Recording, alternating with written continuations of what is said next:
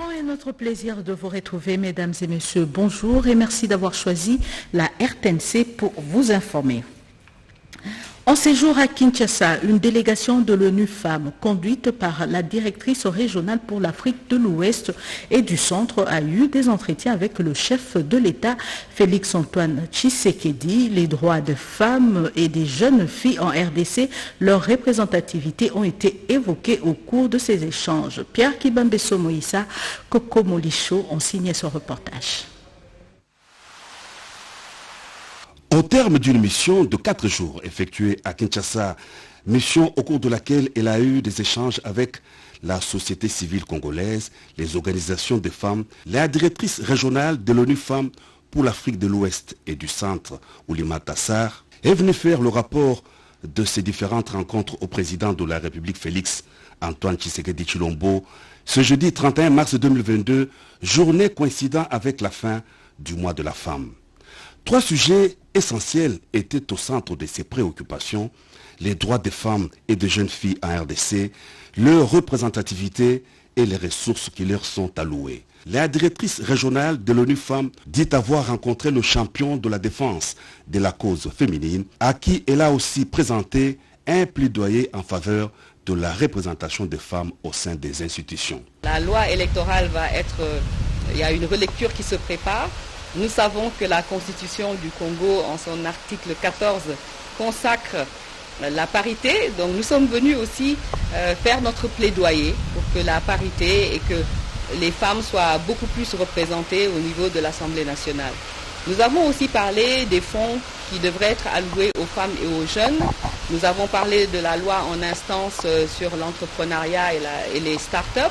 Et nous pensons vraiment que le président nous a écoutés, il nous a encouragés, il connaît très bien le mandat de ONU Femmes et je pense que nous avons avec nous un allié de taille. Oulimata Sarr s'en va avec une bonne impression des femmes et des jeunes filles congolaises qu'elle félicite pour leur engagement dans l'émergence de la RDC et de conclure: l'émergence du Congo est entre les mains des femmes. C'est une première dans l'histoire de l'Assemblée nationale de la RDC. Un membre du gouvernement vient d'être déchu. 277 voix ont voté pour la motion de défiance contre le ministre de l'économie nationale, Jean-Marie Kalumba. L'Assemblée plénière n'a pas tenu compte des irrégularités soulevées, notamment la plainte déposée par les avocats pour faux en usage. Sylvie Moembo, Bernard Bodo reviennent sur le moment fort de cette plénière. 168 députés qui ont pris part au vote, 277 députés ont voté pour la motion, 79 députés ont voté contre la motion, 12 députés ont voté abstention, 0 bulletin nul. En conséquence, l'Assemblée nationale adopte la motion de défiance contre le ministre de l'économie nationale. Nous transmettrons ces résultats à Monsieur le Premier ministre. Par ces votes républicains de la motion de défiance initiée contre le ministre de l'économie nationale, Jean-Marie Kalumba Yuma, l'Assemblée nationale vient de sonner la fin de la récréation. Plusieurs griefs sont à charge du désormais ex-ministre de l'économie nationale. C'est entre autres la flambée des prix sur le marché, la non-importation des chinchars en provenance de la Namibie. Ainsi, face à ces tableaux sombres, la représentation nationale a déclenché un vote sanction contre Jean-Marie Kalumba Yuma. Les élus légitimes du peuple ont signé son départ. La page est tournée. Le gouvernement de la République devra se choisir un autre ministre pour la continuité des affaires de l'État au grand bonheur de la population. Vote de la motion de défiance contre le ministre de l'économie nationale à l'Assemblée nationale. Plusieurs avis ont été recueillis et ils sont partagés. Les députés motionnaires se réjouissent et parlent de triomphe de la démocratie et d'autres pensent que le ministre Jean-Marie Kalumba n'était qu'un bouc émissaire.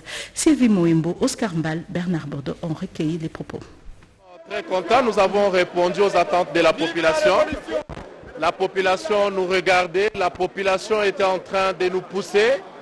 Ils sont derrière nous, ils nous ont demandé une chose aujourd'hui, c'était de choisir le ministre de l'économie. Il ne faut pas avoir de lunettes pour comprendre que les prix ont pris un ascenseur sur le marché, surtout les biens de première nécessité. Et les prix ne sont pas contrôlés. Et il fallait que celui qui en répond au niveau du gouvernement vienne s'expliquer devant la représentation nationale. Le panier de la ménagère, les fausses promesses sur l'amélioration des conditions sociales de la population, des difficultés dans les transports, dans certaines commandes faites, et une incompétence notoire. Le ministre de l'économie n'a pas été à la hauteur. Il ne maîtrise même pas la vision du chef de l'État. Le ministre de l'économie, il voulait gérer tous les ministères presque. Je pense qu'aux autres ministres de tirer des leçons parce qu'il n'y a pas de protection. Il fallait que le ministre tombe pour avoir travaillé mal à l'intérêt de la population congolaise. C'est un message fort à l'exécutif. Dorénavant, vous ne travaillez pas de manière pédagogique, vous serez sanctionné par les représentants du peuple. Est-ce qu'il fallait qu'un ministre puisse prendre l'argent, exporter et puis aller commander les chinchards dans l'eau? Le ministre lui-même sait qu'il a failli quelque part. C'est l'exercice démocratique. On continue. Depuis un certain temps, on a cru que l'Assemblée nationale n'avait qu'un seul rôle, celui de légiférer. Mais l'Assemblée nationale a aussi le rôle de contrôler. Pour la première fois qu'on vient de laisser les députés faire le contrôle parlementaire correctement, les résultats sont là. Les coûts de semences étaient suffisants pour faire comprendre aux autorités de l'Union sacrée que l'Assemblée nationale n'était pas contente du travail. Les faire tomber, moi je suis triste parce que je pense que notre majorité en a pris un coup. Les membres du gouvernement le mieux placé pour répondre à toutes ces questions, ce n'était pas le ministre de l'économie, c'était le Premier ministre. Je regrette que des gens ont manqué de l'audace de se comporter en bon citoyen pour engager la responsabilité de tout le gouvernement en interpellant plutôt le Premier ministre. Mais même le président de la République a donné des instructions à ce ministre. Autre chose à présent, à l'immeuble du gouvernement, le chef de l'exécutif national, Jean-Michel Samalukonde Kyenge, a eu une importante réunion pour la répartition des tâches dans l'organisation de la visite du pape François en RDC. Autre précision avec Pati Tondouango, Marcel Moubenga et bienvenue le Sala. L'arrivée prochaine de sa sainteté, le pape François en République démocratique du Congo, les préparatifs gouvernement non apostolique Senko. À l'immeuble du gouvernement, c'est jeudi 31 mars 2022, le Premier ministre et chef du gouvernement, Jean-Michel Samalukonde Kyenge, a réuni quelques membres du gouvernement, rencontre élargie à la Commission épiscopale nationale du Congo et aux non apostoliques. Des commissions ont été mises en place pour l'organisation de cet événement. Monseigneur Ettore Balestrero, nonce apostolique, a martelé que cette visite papale du 2 au 5 juillet 2022 en République démocratique du Congo ne concerne pas seulement les chrétiens catholiques. Le pape vient pas seulement pour les catholiques, il vient pour tous. Il désire voir tout le monde. Et c'est pour cela que nous nous sentons engagés à préparer bien l'événement. Plus l'Église se sent chargée de faire un travail de préparation spécifique pour ce qui est l'aspect essentiel. Le pape vient comme un frère, le pape vient comme un père, pour nous, bien sûr, conduire vers Jésus, mais aussi pour inviter tout le monde à se réconcilier. Ça, c'est le motto, la devise de la visite.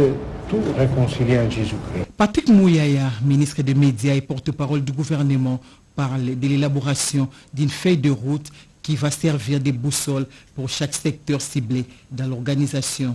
Le Premier ministre a écrit à nous tous, membres du gouvernement, pour nous informer de la mise en place des commissions et des commissions qu'il a chargées pour les secteurs concernés de préparer les feuilles de route qui serviront de boussole pour chaque secteur ciblé, au niveau de la communication, au niveau de la logistique, au niveau des tendances, au niveau des finances. Et aujourd'hui, c'était donc comme une première réunion. Et de manière régulière, chaque semaine, il y aura des réunions de ce genre jusqu'à l'arrivée du pape. Depuis l'annonce de l'arrivée du pape François en République démocratique du Congo, beaucoup de choses ont été faites de part et d'autre de l'Église catholique comme du gouvernement. Il est donc temps de travailler de manière étroite pour une bonne organisation de cet événement. Conclusion du ministre des Médias, Patrick Mouyaya. Les dernières attaques du M23 à Bunagana, au nord Kivu, suscitent les condamnations. Le coordonnateur du mécanisme national de suivi présente l'avis de la RDC à l'ambassadeur du Rwanda en poste à Kinshasa. Vincent Kariga a été invité au siège du mécanisme national de suivi. Robert Ndaïchi-Sensei. Le mouvement récidiviste du M23 sur les sols congolais à partir de Bunagana, les hauts représentants du chef de l'État au mécanisme régional et coordonnateur du MNS, Claude Ibalanki et Colomba, a échangé ce jeudi 31 mars 2022 dans son cabinet de travail avec l'ambassadeur rwandais en République démocratique du Congo, Vincent Kariga, au sujet des allégations de soutien du Rwanda au groupe rebelle du M23. L'attaque de l'hélicoptère de la MONUSCO abattu et qui a coûté la vie à cette casque bleue, l'arrestation de quelques militaires rwandais sur les sols congolais. Claude Ibalanki et Colomba a ouvertement signifié à l'ambassadeur rwandais Vincent Kariga l'indignation des Congolais face à ces manœuvres de déstabilisation de l'Est par un présumé soutien du pays signataire de l'accord cadre d'Addis Abeba. Vincent Kariga dit comprendre l'indignation des Congolais, mais ne trouve aucun intérêt que son pays apporte de nouveau son soutien au mouvement rebelle M23, même si quelques éléments continuent à séjourner sur les sols rwandais. Nous avons essayé de voir ensemble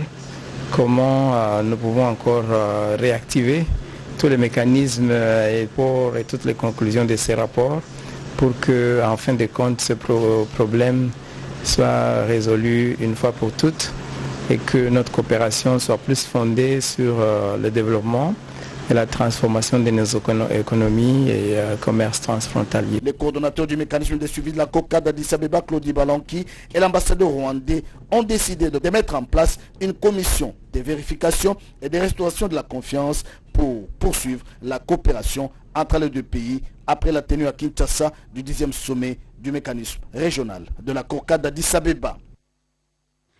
La lutte contre le terrorisme sera désormais le combat mené par les services des polices de l'Afrique de l'Est. C'est l'une des résolutions parmi tant d'autres arrêtées par les chefs des polices réunis à la 44e session des organes techniques à Kinshasa.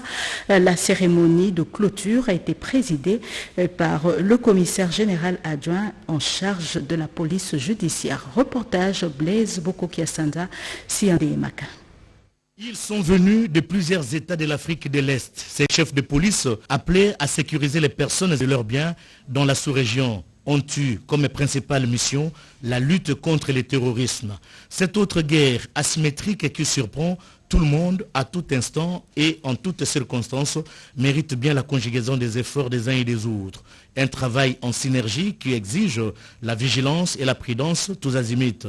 Une vision partagée par le chef de l'État, Félix-Antoine Tshisekedi Tshilombo, est reconnue par les participants à ces assises. Je voudrais, avant de commencer mon propos, par rendre les hommages les plus déférents à son Excellence, Monsieur le Président de la République démocratique du Congo, son Excellence Félix-Antoine Tshisekedi Tshilombo, pour ses insignables efforts d'assurer le rayonnement international de notre pays, notamment avec la formalisation du processus d'adhésion de notre pays à la communauté des États de l'Afrique de l'Est, East African Community.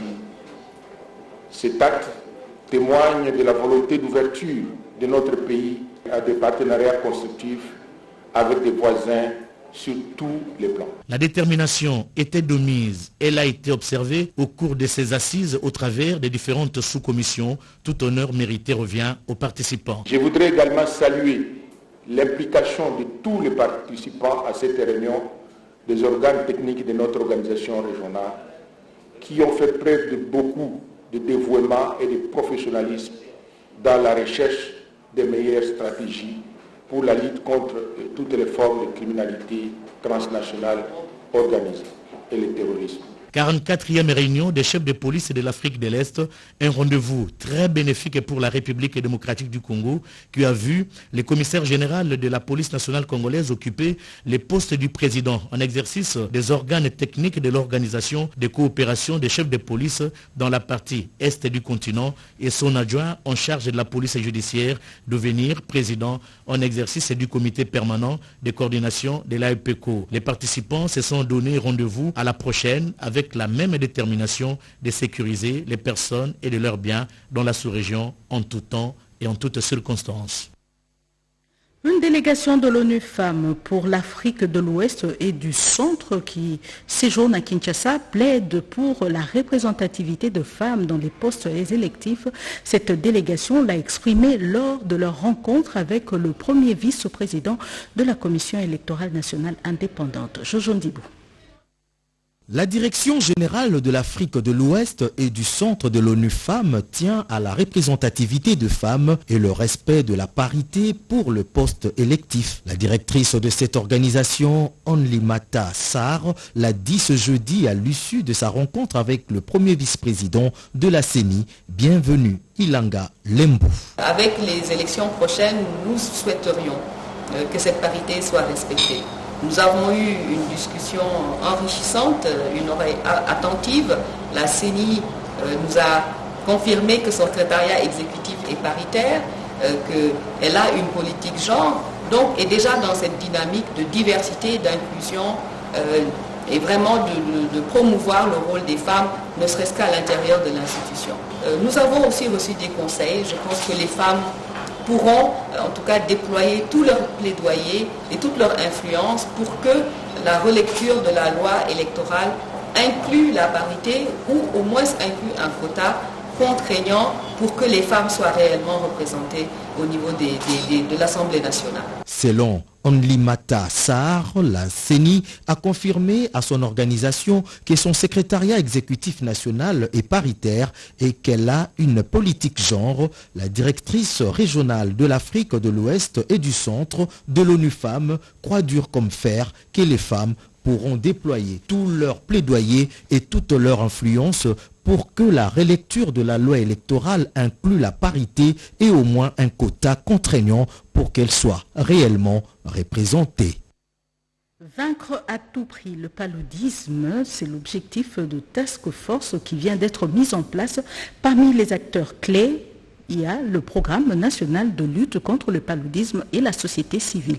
Les précisions avec Patricia Ongo. Le programme national de lutte contre le paludisme PNLP et la société civile congolaise, désormais unis pour une cause commune. Ce mariage de raisons appuyé par Impact Santé Africa constitue une task force, mieux un espace unique de plaidoyer, d'échange d'informations et de partage d'expériences nécessaires pour le renforcement de la collaboration mutuelle entre le programme et les organisations de la société civile. C'est là dans une approche plus efficace de lutte contre le paludisme en RDC. À en croire la représentante du directeur national du PNLP, Madame Clarisse Mbo Moudiri. Il y a un plan stratégique qui a été mis, qui doit être respecté, qui manque où les gaps, c'est plus de 1 milliard de dollars qu'on doit mobiliser pour pouvoir éliminer le paludisme en RDC. La directrice exécutive d'Impact Santé Africa, Madame Olive Gou, pense plutôt que réunir les organisations de la société civile autour du programme est un cadre bénéfique pour le pays. La RDC fait partie des 5 pays les plus touchés par le paludisme dans le monde et c'est important si on veut éliminer le paludisme que la RDC puisse mettre tout en œuvre pour réduire le fardeau de cette maladie. Présent à ces lancements des task force, le président du réseau parlementaire de lutte contre le paludisme et la toxicomanie, les députés nationaux Mpochi et les directeurs adjoints Fonds mondial sans rue, les docteurs Kanoa. La RDC est confrontée à plusieurs maladies et épidémies. C'est dans ce cadre que le ministère de la Santé publique vient de lancer une série de formations à l'intention du personnel de santé, ceci dans le but de renforcer justement leurs capacités. Diane Balaka, Constance Mananga et Maurice Mbewa pour le reportage. Le système sanitaire de la République démocratique du Congo ne se veut plus statique mais plutôt dynamique.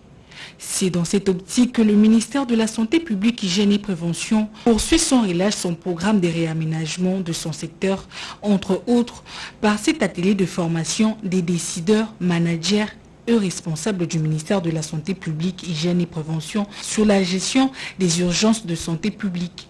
Ces études ont pour but de permettre au personnel de santé à une bonne façon d'élargir les efforts, les stratégies pour protéger et améliorer la santé publique en RDC. Oui, nous sommes en train d'organiser cet atelier de formation des décideurs et des managers sur la gestion des urgences de santé publique. Comme vous le savez, notre pays, la RDC, est confronté à plusieurs urgences, plusieurs épidémies et catastrophes. Donc il était temps que nous puissions faire cet atelier avec tous les décideurs pour qu'ensemble nous puissions définir quel sera le modèle que nous allons mettre en place de système pour gérer de manière efficace toutes les épidémies, les urgences qui continuent à menacer et à survenir dans notre pays. Donc c'est un système qui va permettre à ce que nous puissions commencer à détecter très tôt les épidémies et à riposter rapidement. Pour parvenir à lutter efficacement contre toutes ces maladies, il nous faut des stratégies adaptées avec un système de gestion des incendies dans une collaboration harmonieuse avec toutes les structures concernées. Les coiffeurs de la ville-province Kinshasa viennent d'être formés sur l'entrepreneuriat et les projets à gros revenus. L'objectif est de les aider pour l'accès au microcrédit. C'est le commissariat général aux PME et artisans jeunesse et ses partenaires qui ont organisé cette formation. Rodé Panda. L'entrepreneuriat dans une activité génératrice de revenus, AGR. Cas des artisans coiffeurs de Kinshasa, ce thème a été transformé en véritable module au cours d'un atelier de formation de jeunes coiffeurs congolais pour leur apprendre comment développer le projet à grande rentabilité et une façon de renforcer le plus-value au métier qu'ils détiennent déjà. Organisé par le commissariat général aux petites et moyennes entreprises et artisanat, jeunesse, sport et loisirs de la ville-province Kinshasa, en collaboration avec la direction provinciale de l'Agence nationale de développement de l'entrepreneuriat congolais ANADEC pour le compte de la ville de Kinshasa que dirige Simon Lokake. Cet atelier qui a pris 2 jours a permis de présenter et bien faire comprendre à ces coiffeuses et ces coiffeurs les potentiels qu'ils possèdent et les inciter à devenir grands avec des grands projets. Seulement, il faut mettre du sérieux dans leurs activités. Au finish, embaucher d'autres en créant sa propre entreprise. Cette formation ouvre déjà la voie de l'éligibilité à quelques coiffeurs qui se distinguent avec de bons projets pour l'obtention des microcrédits. Il faudrait que les gens sachent qu'il n'y a pas de saut métier. Ce qu'ANADEC essaie de faire, c'est tout simplement essayer de conscientiser les artisans qui peuvent être aussi des entrepreneurs. C'est un business comme tout autre business. Donc nous, ce que nous voulons, c'est d'aller dénicher toutes les personnes, tous les potentiels entrepreneurs qui font un métier qui génère des revenus, qu'ils puissent s'identifier. Après les mots de clôture du représentant du commissariat général provincial en charge de PME de la ville de Kinshasa, des brevets ont été remis aux participants.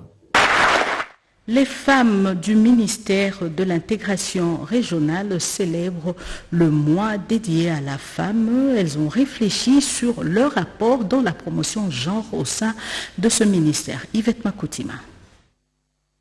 Dans le cadre de la commémoration de la Journée internationale de la francophonie, les femmes du ministère de l'intégration régionale et francophonie, réunies à Béatrice Hôtel de Kinshasa, ont célébré le mois dédié aux droits des femmes en République démocratique du Congo. Sous la direction de la déléguée générale à la francophonie, Bébé Mozou, les 5 interventions abordent la question de la promotion du genre qui ont permis aux participantes de s'approprier l'engagement à l'autonomisation de la femme dans le contexte du développement durable. La délégation générale à la francophonie DGF a organisé une conférence débat qui avait pour thème principal « Femmes francophones, femmes d'aujourd'hui et femmes de demain ». Dans son intervention, la déléguée générale à la francophonie, Bébé Mozou, a développé les sous-thèmes relatifs à l'autonomisation de la femme dans les contextes du développement durable. À cette occasion, elle a sensibilisé la femme congolaise à s'engager et militer pour la protection de ses droits sociaux en général. D'autres interventions ont abordé les sous-thèmes de la littérature féminine dans le but de rendre hommage à la femme des lettres, témoin de notre temps, considérée comme un baobab, un arbre sacré, une femme sacrée. Elle est puissante mais fragile. À cette occasion, le directeur en charge de la coopération multilatérale africaine, Mbouyamba, a développé les thèmes relatifs à l'apport de l'intégration régionale dans la promotion du genre et de la femme dans la région, qui désormais est engagée dans la promotion de la femme pour l'accès aux postes de décision au sein des institutions multilatérales africaines, notamment SADC, COMESAS, l'ECAF. À Kinshasa, la journée du 30 mars 2022 était aussi marquée par un procès fictif des étudiants en droit de l'université Bel Campus. C'était dans le cadre de la promotion de l'état de droit en RDC, ainsi que la protection de droits et libertés individuelles pour une justice juste, conforme aux valeurs de l'Organisation internationale de la francophonie OIF, dont la RDC est le plus grand pays francophone au monde sur les 88 États et gouvernements membres de l'OIF. La conférence des investisseurs en RDC, c'est pour bientôt. Elle sera organisée par le groupe LOI Incorporated. Une réunion préparatoire s'est tenue hier à Kinshasa, nous dit Jojo Ndibou. La deuxième réunion des travaux préparatoires de la conférence sur les investissements en RDC qu'organise le groupe LOI Incorporated, une réunion présidée par le directeur en charge des investissements extérieurs au ministère des Affaires étrangères, Pius Dipambaka Bakazolai, avec des délégués des différents groupes concernés dans ce projet où ils ont examiné les différents points essentiels des développements qui va toucher le secteur de l'agriculture, mines et environnement, pour ne citer que cela. Les travaux préparatoires que nous sommes en train de diriger a pour objet d'aller rechercher, négocier, mobiliser les investissements extérieurs pour le développement de la RDC, tel que prôné par son Excellence, Monsieur le chef de l'État, qui voudrait que des investissements puissent venir de l'extérieur pour l'émergence de notre pays.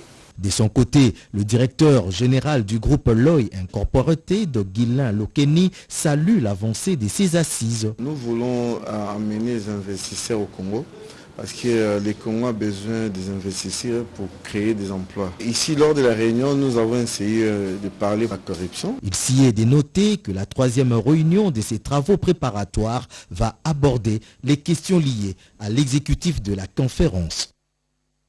Fin de ce journal, merci de l'avoir suivi. Il a été réalisé par Pécho Moubenga Kassongo et Mamita Bangolou. Gabi Konga Guilhem Mokoko était à la technique. Le prochain journal, c'est à 13h30 avec Joël Makela à la présentation. Excellente suite de programme sur la RTNC.